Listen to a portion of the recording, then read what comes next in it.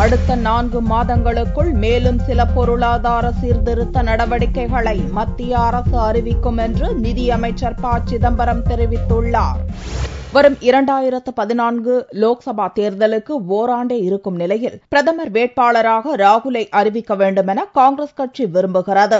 2004ஆம் ஆண்டிலிருந்து தொடர்ச்சியாக 2 முறை பிரதமர் பதவியை வகித்து வரும் மன்மோகன் சிங் 2014 லோக்சபா தேர்தலில் காங்கிரஸ் அதிக தொகுதிகளில் வெற்றி பெற்றாலும் கூட 3வது முறையாக பிரதமர் பதவிக்கு வரமாட்டார் என்றும் கூறப்படுகிறது. இந்நிலையில் டெல்லியில் நடந்த பொருளாதார மாநாட்டில் நிதியமைச்சர் ப. சிதம்பரம் புதனன்று பங்கேற்றார். அவரிடம் 2014 தேர்தலுக்கு பிறகு தாங்கள் பிரதமரானதும் நிதியமைச்சராக யாரை தேர்ந்தெடுப்பீர்கள் என்று கேட்டதற்கு தனக்கு பிரதமர் பதவியில் அமர வேண்டும் என்ற எதிர்பார்ப்போ ஆசையோ இருந்ததில்லை என்று அவர் கூறினார். கட்சி பணியாற்ற போதுமான வாய்ப்பு கிடைக்கவில்லை என்று கூறிய சிதம்பரம், கட்சி வளர்ச்சிக்கு பணியாற்றவே விரும்புவதாகவும் கட்சி கட்டளையிடும் எந்த பணியையும் செய்ய தயார் என்றும் கூறினார். லோக்சபாவுக்கு முன்கூட்டியே தேர்தல் வராது என்றும் 13 மாதங்களுக்கு ஐக்கிய முற்போக்கு கூட்டணியின் ஆட்சி மத்தியில் நீடிக்கும் என்றும் அவர் நம்பிக்கை தெரிவித்தார்.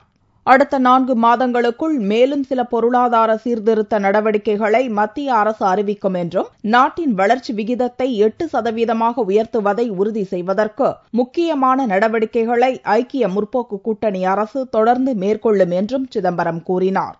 பொருளாதார பிரச்சினைகளில் கட்சி பேதம் பார்க்கக்கூடாது என்றும் நில கையகப்படுத்துதல், காப்பீடு, சரக்கு மற்றும் சேவை வரி போன்ற முக்கிய மசோதாக்களை நிறைவேற்ற எதிர்க்கட்சிகள் ஒத்துழைக்க வேண்டும் எனவும் ப. சிதம்பரம் வலியுறுத்தினார்.